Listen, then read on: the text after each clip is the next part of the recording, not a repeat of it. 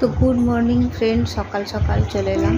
রান্না করছি কি দেখো, আজকে একটা বেশি তো রান্না করতে পারছি না। পাঁচ মেশালি বলবো না, 4 মেশালি সবজির একটা ঘন্ট এই যে, আর হচ্ছে মাছের ঝোল করেছি, আর ঝোল নয় ঝাল, আর আমের টক আছে।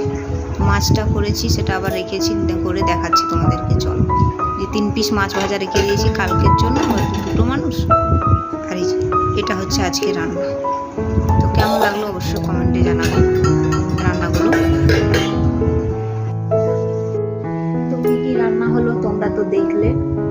একটা সবজি করেছিলাম ঘন্ট, ওটা দিয়ে কাঁকরোল ছিল, কুঁদরি ছিল, ঝিঙে ছিল, আলু ছিল তা দিয়ে, আর মাছের একটু হালকা ঝাল করেছি, আর আমের টক আছে। আমের টকটা অনেক আগে করেছি, গুড় দিয়ে 2-3 দিন খাওয়া যাবে তাই। তো রান্নাটা তোমাদের দেখালাম কী কী রান্না করলাম। আমার শরীর একটু ভালো হয়েছে, কিন্তু মানসিক অবস্থাও ভালো নেই। তো এরপর ভাবছি ব্লগ ভিডিও করব আর তোমাদের সামনে শেয়ার করব সব কিছুটা।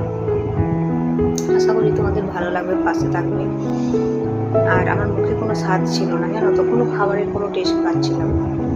মানে সেই কীরকম একটা অরুচি ব্যাপার খাবারের। মাংস আগে প্রচুর পরিমাণে চিকেন খেতে পছন্দ করতাম, এখন মাংস দেখলে যেন বিরক্তকর লাগে। মাছ ছাড়া এখন আর কিছুই খায় না। ডিমটা আগে ভালো লাগতো, এখন ডিমও খাওয়া হয় না। আমি এই রুমে এসে, যে রুমটার মধ্যে এসে ব্লগ ভিডিও দিচ্ছি, ভিডিও করছি। ওই রুমে আমার হাজব্যান্ড আছে, তো ভাবলাম ওই সামনে আর না করেই এখানে এসেই করি, ডিস্টার্ব হবে ভয়েসে।